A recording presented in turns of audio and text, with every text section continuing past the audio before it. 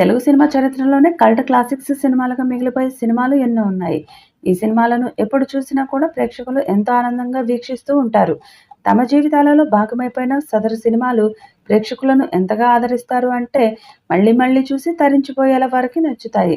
అలా ఎన్టీఆర్, ఏఎన్నార్ కలిసి నటించిన తెలుగు సినిమా మర్చిపోలేని సినిమా 'గుండమ్మ కథ'. విజయ సంస్థ నిర్మించిన చిత్రాలలో విజయవంతమైన చిత్రం 'గుండమ్మ కథ'. అప్పట్లో ఇది అగ్రశ్రేణి నటులతో నిర్మించిన మల్టీ స్టారర్ చిత్రం. ఇద్దరు పెద్ద నటులు ఉన్నా కూడా సినిమాలోని ఒక క్యారెక్టర్ పేరు మీదుగా టైటిల్ పెట్టి సూపర్ హిట్ కొట్టడం విశేషం. గొప్ప వైవిధ్యం, హాస్యం, సంగీతం ఈ చిత్రానికి అద్భుతమైన విజయాన్ని అందించాయి. 1962 జూన్ 7న ఈ సినిమా విడుదల కాగా విడుదలకు ముందే ఎన్నో విమర్శలు చెలరేగాయి. ఈ సినిమా చేస్తున్న సమయంలో ఈ సినిమా విడుదల ఇంకా 10 రోజులు ఉంది అనగానే ఎల్వి ప్రసాద్ ఇంట్లో జరిగిన పెళ్లి వేడుకల్లో 'గుండమ్మ కథ' సినిమా ప్రదర్శించారు.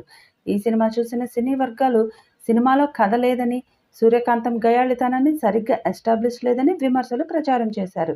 హర్నాథ్, విజయలక్ష్మి చేసిన పాత్రలు అవసరం లేదని విమర్శించారు. చివరికి మాయాబజార్ దర్శకుడు కెవి రెడ్డి సినిమా బాగోలేదని అన్నారు. ప్రివ్యూ తర్వాత నర్సరాజుతో తన అభిప్రాయాన్ని చెబుతూ బాగాలేదని చెప్పారు. అయితే సినిమా విడుదల అయ్యాక వారి అంచనాలు తలకిందులయ్యాయి. మొదట్లో పెద్ద పెద్ద థియేటర్లలో సైతం హౌస్ఫుల్ అయింది. తర్వాత వారు జనాలు ఎందుకు వస్తున్నారో అర్థం కావడం లేదంటూ గుసగుసలాడుకుంటున్నారు. టాలీవుడ్ ఇండస్ట్రీలోని చిత్రాల్లో 'గుండమ్మ కథ' సినిమాకు చాలా ప్రత్యేక స్థానం ఉంది. ఇప్పటి జనరేషన్ ప్రేక్షకులకు కూడా 'గుండమ్మ కథ' సినిమా నచ్చుతుంది. ఈ సినిమాను రీమేక్ చేయాలని ప్రయత్నాలు జరగగా ఆ ప్రయత్నాలు సఫలం కాలేదు.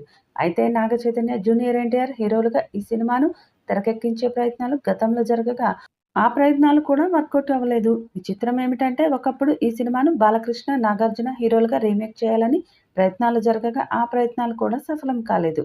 ఇప్పుడు మళ్ళీ మరోసారి నాగ చైతన్య, ఎన్టీఆర్‌తో 'గుండమ్మ కథ' వస్తుంది అని ఫిల్మ్ సర్కిల్స్‌లో వార్తలు చక్కర్లు కొడుతున్నాయి. ముఖ్యంగా జూనియర్ ఎన్టీఆర్‌కు ఇప్పటికీ 'గుండమ్మ కథ' సినిమాలో నటించాలనే కోరిక ఉంది.